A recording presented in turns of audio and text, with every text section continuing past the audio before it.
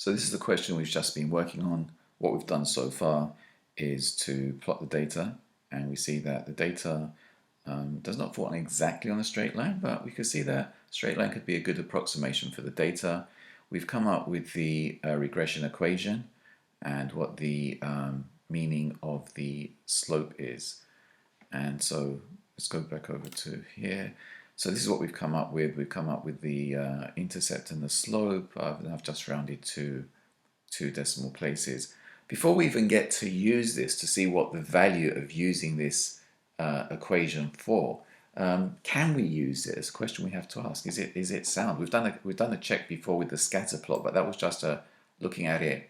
It's not really a statistical test. We ran on it to see if we should be using a linear regression equation for that particular set of data. So what we can do, one test we can actually carry out at this point is a general test to see if there is a linear relationship between your 2 variables, in this case advertising spend and your sales revenue, and to see if there's a linear relationship between those, or more generally, if to see if there's a linear relationship between your X independent variable and your Y dependent variable. So this is the test that you can actually run. And if the slope actually equals 0 for this test, what does it mean? Well, generally speaking, if I've got some data and this is X, this is the amount of time I spend watching TV, and this is Y, and Y is how much you pay on, say, your utility bill for electricity. If I spend more and more time watching TV at my own home, more and more time, it will have no effect on your utility bill. And here the slope is equal to 0. So when the slope is actually equal to 0, that means there's no relationship between the 2 variables. So I'll move up to here. And so when the slope equals 0, I'm going to say that there is no linear relationship. And when the slope does not equal 0, that's an indication that there is a linear relationship. And if there is a linear relationship, it's an indication that what we're doing has some validity, and we can use the equation above. So you can see that when we have equals not equals, this is going to be a two-tailed test. Let's just do that here. So it's going to be a two-tailed test.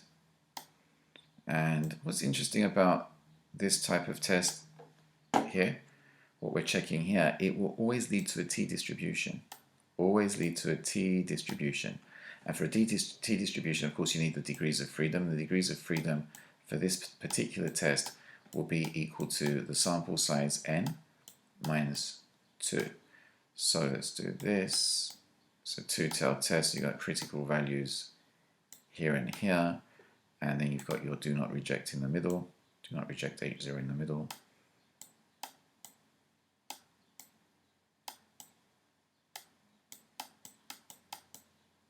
And then you've got your reject H0 on the edges. Let's do those in red for rejects over here and over here. So reject H0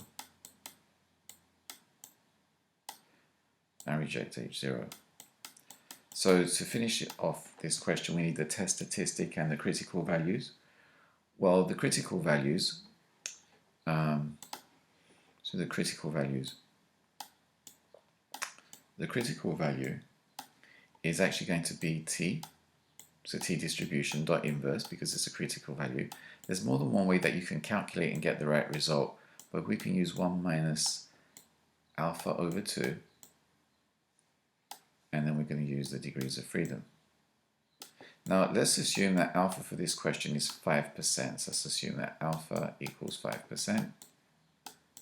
and the degrees of freedom are sample size minus 2. The sample size was in fact 10.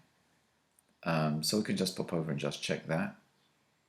And let's go over to here. So the sample size, as you can see here, there was 10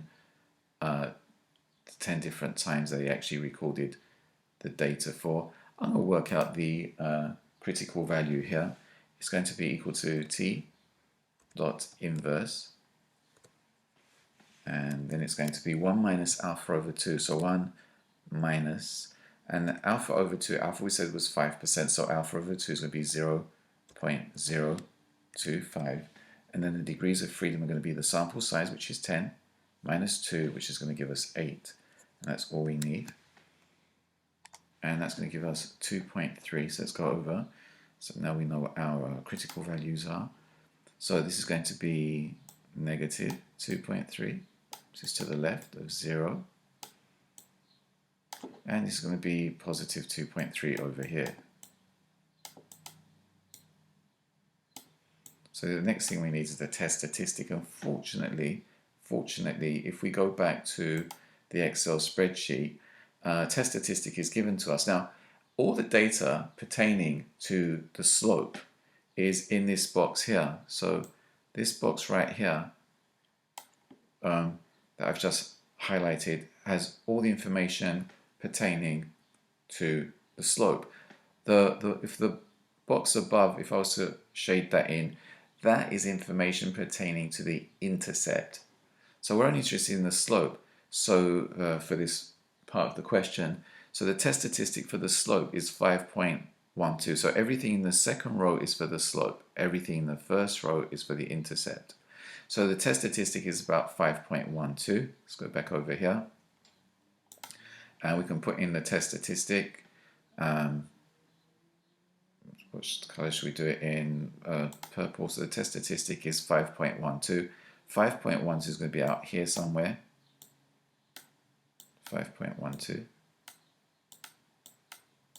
And conclusion, reject H0. So we're going to reject H0. And we're going to go with the alternative hypothesis, which means that the slope is not 0 and that there is a linear relationship between the two variables, which is good news if we actually want to use this data. It's also good news if you got the opposite results. It should be giving you an indication that you should not be using the data and the formula. So any information you get is good. It's telling you to proceed or not proceed, but they're both good things. You want to proceed with confidence, or you want to stop if you have no confidence. But in this case, we're going to proceed with a bit more confidence now, because it says that there does appear to be statistical proof that there is potentially a linear relationship between the two variables, in this case advertising spend and sales. We could have actually also used the p-value approach to have solved this problem, and if you noticed when we were just over on the Excel spreadsheet, it actually did give it, there is a p-value in there which is 0.00, is a very, very small number.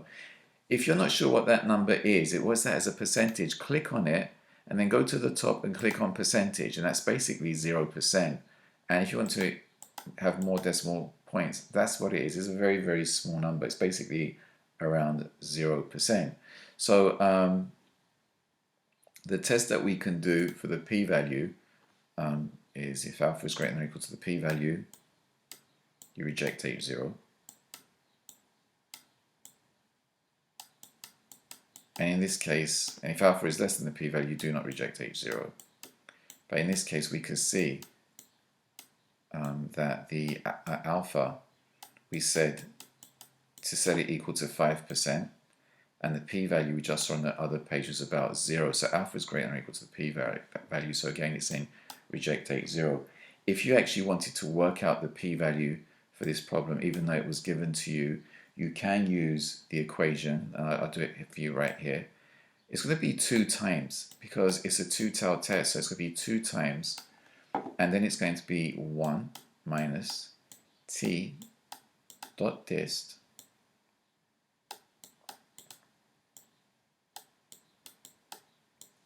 and it's going to be the test statistic that we're going to put in here, which is 5.12. Let's just put test statistic. That's the test statistic that we just put in there. And then we're going to put the degrees of freedom. Degrees of freedom, which for this question are 8. And they're going to put a 1 or true. It's a comma. We're going to put a 1 or a true to complete it. So that will give us approximately 0%. and we can go and put it in on the other side just to check it. So check that we're going to get the right figure. So it's going to be equal to 2 times 1 minus t dot,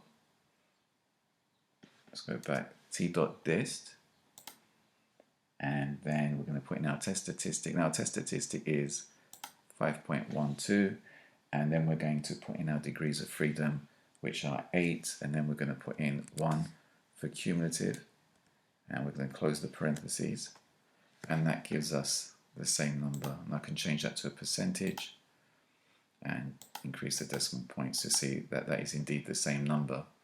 So that's one test that we can do after we've actually